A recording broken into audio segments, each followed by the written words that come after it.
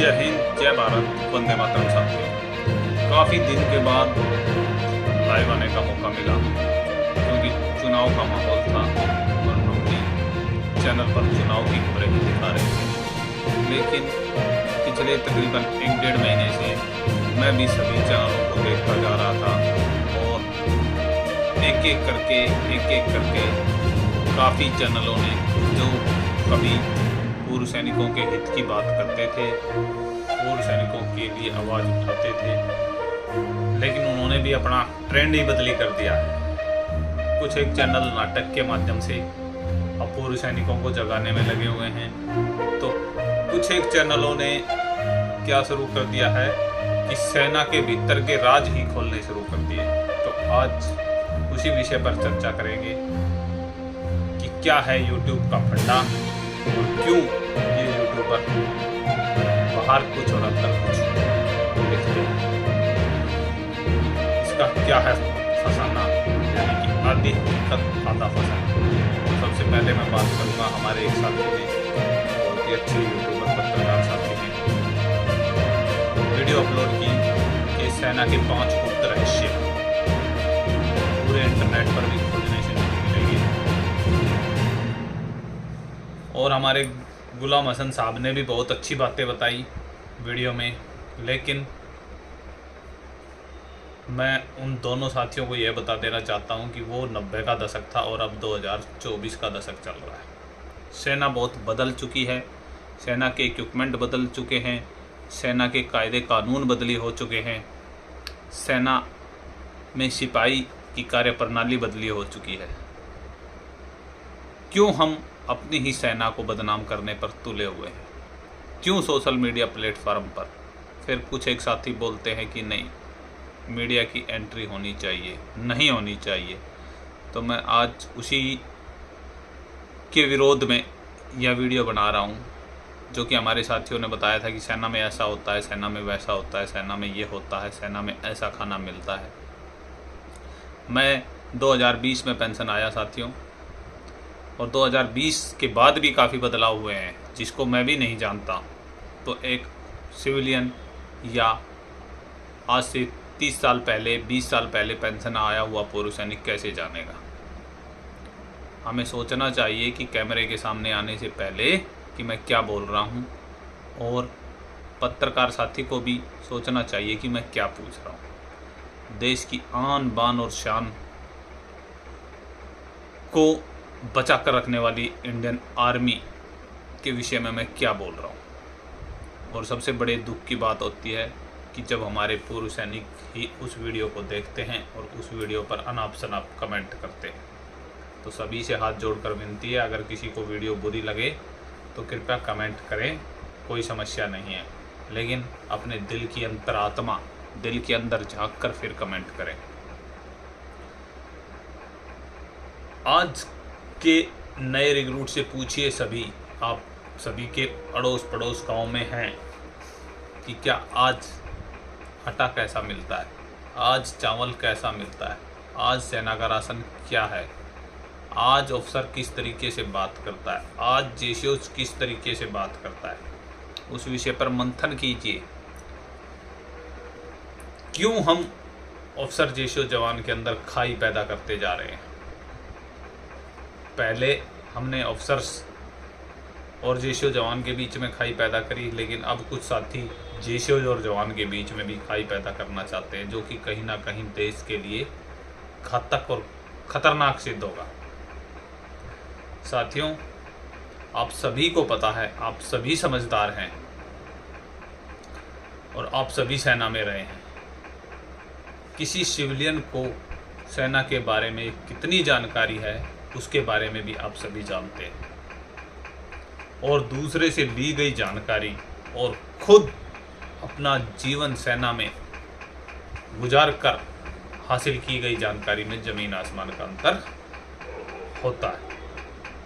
तो मेरा सभी उन यूट्यूबर साथियों से अनुरोध है कि कृपया सच्चाई दिखाएं, लेकिन 1947 और 1990 की सच्चाई 2024 में ना दिखाएं।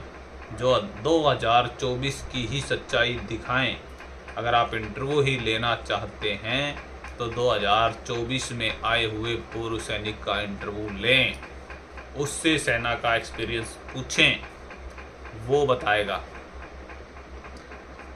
1990, 92, 95 के पेंशनर से अगर आप पूछोगे तो वो पुरानी ही बातें बताएंगे।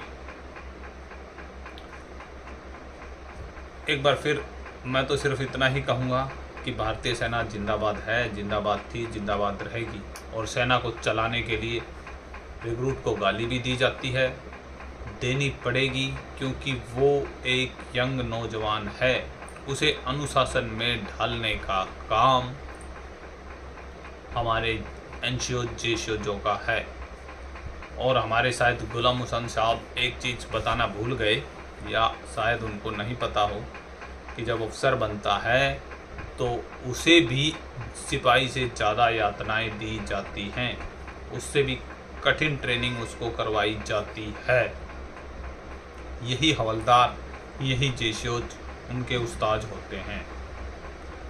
तो ट्रेनिंग के दौरान, एक्सरसाइज के दौरान अगर हम अपने नीचे लेवल के साथ किसी बच्चे को सिखाना है, तो अगर हम उसको सज़ा दे रहे हैं, हम उसको डांट फटकार लगा रहे हैं, तो वो गलत नहीं होना चाहिए। क्या माँ बाप अपने बेटे को डांट फटकार नहीं लगाते? क्या आपके गुरुजियों ने पढ़ाई के दौरान आपको डांट फटकार नहीं लगाई? तथ्यों को तोड़ मरोड़ कर चंद एक पैसे के लिए दिखाना, वो भी एक न्यूज़ चैनल बनाकर, मेरी निजी राय में यह गलत है। आप कॉमेडियन चैनल बनाइए, कॉमेडी कीजिए, जिसको देखना है देखेगा। लेकिन जो साथी आपकी सच्ची और अच्छी खबर के लिए आपके साथ जुड़े थे, उन्हें झूठ परोसना सरासर नाइंसाफ़ी होगी। साथियों, मैं भी ये वीडियो इसीलिए बना रहा हूँ क्योंकि काफ़ी पूर्व सैनिक साथियों के कॉल भी आए, काफ़ी पूर्व सैनिक साथियों के मैसेज भी आए कि क्या ये सही है। नहीं, यह सही नहीं है। देश की सेना को चलाने के लिए जितना ज़रूरी जवान है, उतना ही ज़रूरी अफसर है, और जितना ज़रूरी अफसर साहब हैं, उतने ही ज़रूरी जेसीओ साहब हैं। जितने ज़रूरी जेसीओ साहब हैं, उतने ही ज़रूरी एनसीओज हैं। तो सिपाही से लेकर एक जनरल साहब तक एक कच्चे धागे से सेना बंधी हुई है, और वो बंधी रहेगी। कानून बनते हैं और बिगड़ते रहेंगे, लेकिन जो भारतीय सेना का कानून है, भारतीय सेना का नियम है, वो इसीलिए भारतीय सेना विश्व में नंबर 1 कहलाती है, क्योंकि वो एक कच्चे धागे से बंधी हुई सेना है। अगर सेना को एक बार आदेश दे दिया, यहाँ जाना है तो जाना है, उसमें कोई तर्क वितर्क नहीं। फिर एक बार मैं यही कहूँगा कि सेना का राशन के विषय में जो चर्चाएं की, वो बिल्कुल निराधार हैं। मैं उनको गलत नहीं बता रहा, लेकिन वो 1990 के दशक की बातें हैं। 2024 में सेना बदल चुकी है। सेना के अंदर आज आशीर्वाद का आटा आता है। सेना का आटे में अब इडली नहीं आती है, सेना के आटे को अब छानने की ज़रूरत नहीं पड़ती है। सेना की रोटियां अब कच्ची नहीं रहती हैं, क्योंकि जो पहले रोटी कोयले पे सेकी जाती थी, अब सेना में गैस है। अब सेना में पूड़ियां गिन के नहीं दी जाती। अब ऐसा नहीं है कि सेना में सिर्फ कद्दू की ही सब्जी बनेगी। अब सेना में कद्दू की सब्जी भी बनती है, तो करेला भी बनता है और भिंडी भी बनती है। अब सेना के अंदर दूध की कोई कमी नहीं है, सेना के अंदर अंडे की कोई कमी नहीं है, और सेना के अंदर जो नॉन वेजिटेरियन है, नॉन वेज की भी कोई कमी नहीं है। आप जाके देखिए सेना के मैस, क्योंकि अगर पढ़ा लिखा जवान जा रहा है तो वो उसी तरीके से उसको फैसिलिटियाँ भी मिल रही हैं। हर जगह पर सरकार की टांग खींचना, विरोध हो सकता है। हाँ, हमारी कुछ कमियां रही हैं 1 रैंक 1 पेंशन में, वो एक अलग विषय है, लेकिन उस विषय को भारतीय सेना के साथ जोड़ना सरासर गलत है। हम पूर्व सैनिक आज भी देशभक्त हैं, पहले भी देशभक्त थे। अगर देश की आन बान शान पर कोई बात आएगी तो पूर्व सैनिक आज भी देश के साथ खड़ा है, चाहे उसे 1 रैंक 1 पेंशन मिले या ना मिले। चंद एक गद्दारों से ये देश बिखरने वाला नहीं है, क्योंकि भारतीय सेना इतनी ऊपर जा चुकी है, इतने शिखर पर पहुंच चुकी है कि अब उसे कोई भी जाति धर्म में नहीं बांट सकता। तो फिर मेरी सभी उन यूट्यूबर साथियों से हाथ जोड़कर विनती है कि भाइयों, वीडियो बनाओ, लेकिन हमेशा भारतीय सेना की कमियां ही मत निकालो। कोई वीडियो ऐसी भी बनाओ जिसमें भारतीय सेना की अच्छाइयाँ दिखाई जाएं, क्योंकि अगर एक इंसान में मुझे कमी ढूंढनी है तो मैं कमियां ही कमियां ढूंढता रहूँगा, और अगर एक इंसान की अच्छाइयाँ दिखानी है तो मैं उसकी हजारों अच्छाइयाँ दिखा दूँगा। लेकिन मीडिया का काम है कमियां भी दिखाना और अच्छाइयाँ भी दिखाना। मैं मानता हूँ सीशियन न्यूज़ को कि उन्होंने पहले बहुत जागरूक किया, बहुत पूर्व सैनिकों को दिखाया, लेकिन अभी कुछ समय से मेरी निजी राय के अनुसार सीशियन न्यूज़ एक न्यूज़ चैनल ना रखकर एक ड्रामा चैनल बन गया। और हमेशा से ही सरकार की बुराई करना ये किसी एक चैनल का कार्य नहीं है। मैं बड़ा सोच समझकर ये वीडियो बना रहा हूँ, और अगर किसी को बुरा भी लगे तो माफ़ी चाहूँगा। हमें पक्ष और विपक्ष दोनों दिखाने होंगे यदि हम हकीकत में न्यूज़ चैनल चला रहे हैं तो। और यदि हमने सिर्फ अपने पैसे के लिए बनाया है तो कुछ भी दिखाओ, फॉलोअर्स आपको मिल चुके हैं, वीडियो 1000, 2000, 3000 लोग देख ही लेंगे, और कितना पैसा आता है वो मुझे भी पता है। हो सकता है बाकी साथियों को किसी को ना भी पता हो, लेकिन जो साथी यूट्यूब पर हैं, यूट्यूब पर जिनका चैनल मोनेटाइज हैं, जिनका एडसेंस पिन आ चुका है और जिनकी पेमेंट आ रही है, उनको पता है कि कितने व्यूज़ पर, कितने फॉलोअर्स पर क्या मिलता है। लेकिन एक चीज़ सत्य है, अगर किसी ने ऊपर चढ़ाया है तो वो नीचे गिराना भी जानता है। जिस दिन ये पूर्व सैनिक अपनी पर आ गए तो उन यूट्यूबर साथियों की बैंड बजा देंगे, और जिस दिन किसी भी पूर्व सैनिक ने ये ठान लिया कि ये देश की आन बान शान के लिए गलत है, और किसी एक भी पूर्व सैनिक ने आवाज़ उठा दी, तो उस समय क्या होगा उस चीज़ का भी अंदाज़ा हमें लगाना चाहिए। अब रही बात, अभी चल रहा है 4 जून को फिर हड़ताल, 4 जून को फिर हड़ताल। लेकिन मेरा उन सभी संगठनों से सवाल है एक ही, क्यों हड़ताल भाई? किस लिए हड़ताल? पिछले 1 साल में हमने क्या ले लिया? क्या हम एक हुए? सभी पूर्व सैनिक साथियों से एक बार फिर मैं तो यही कहूँगा, हड़ताल कीजिए, विरोध कीजिए, लेकिन एकजुटता के साथ। अगर हम एक झंडे और एक डंडे के नीचे नहीं आ सकते तो हमें हड़ताल करने का भी कोई अधिकार नहीं है। हमें विरोध करने के लिए भी एक तो होना ही पड़ेगा, लेकिन हम एक दूसरे पर आरोप लगाने में ही नहीं रुक पा रहे। तो चाहे हम पिछले 1.5 साल से बैठे हों या जंतर मंतर पर कुछ साथी 1500 दिनों से भी बैठे हैं, यानी कि 5 साल से, क्या कर लिया?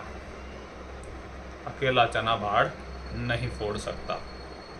या तो सभी संगठन एकजुट हों, सभी संगठन अपनी मैं छोड़ें, मैंने ये किया, मैंने वो किया। अब तो कुछ पूर्व सैनिक साथियों ने चुनाव में भी अपना भाग्य आजमा लिया, उनका भी भाग्य का पिटारा 4 जून को खुल जाएगा।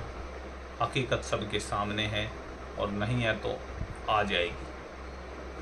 खाली 1 हफ्ता बचा है, 4 जून को सब कुछ आ जाएगा। नई सरकार भी बन जाएगी, पूर्व सैनिकों की एकता भी दिखाई दे जाएगी, कितना वोट पूर्व सैनिक को मिला वो भी दिखाई दे जाएगा। तो हमें अगर आंदोलन करना भी है तो एकजुट होना पड़ेगा। सभी संगठन अभी सोए हुए हैं, अचानक से सभी जगते हैं। अमर शहीदों पर कोई भी संगठन अगर सक्रिय हो तो बताइए।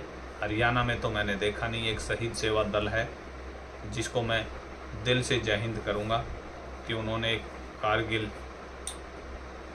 विजय दिवस का रथ 25 साल पूर्ण होने पर पूरे हरियाणा में घूम रहा है, लेकिन पूर्व सैनिकों के किसी भी संगठन ने हरियाणा में उनका कोई सपोर्ट नहीं किया है।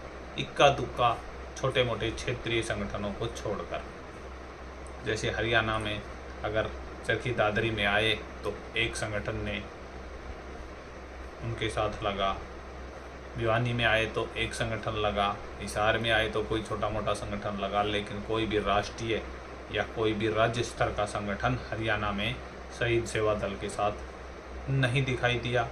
इससे भी साफ जाहिर होता है कि हम पूर्व सैनिक सिर्फ अपने हित के लिए आवाज़ उठा सकते हैं। जो साथी हमारी जगह पर अपने प्राण निछावर कर गए उनके लिए हम आवाज़ नहीं उठा सकते। बड़े बड़े संगठन हैं हरियाणा में, बड़ी बड़ी बातें होती हैं, बड़े बड़े राष्ट्रीय स्तर के संगठन हैं कि हम ऐसा करते हैं, हम वैसा करते हैं, लेकिन जब कारगिल विजय दिवस का रथ उन जिलों से गुजरा तो कोई भी पूर्व सैनिक या पूर्व सैनिक संगठन उनके साथ दिखाई नहीं दिया। पता नहीं उसका कारण क्या है, मैं नहीं जानता, क्योंकि मैं तो इस शहीद सेवा दल से अभी संपर्क में आया था।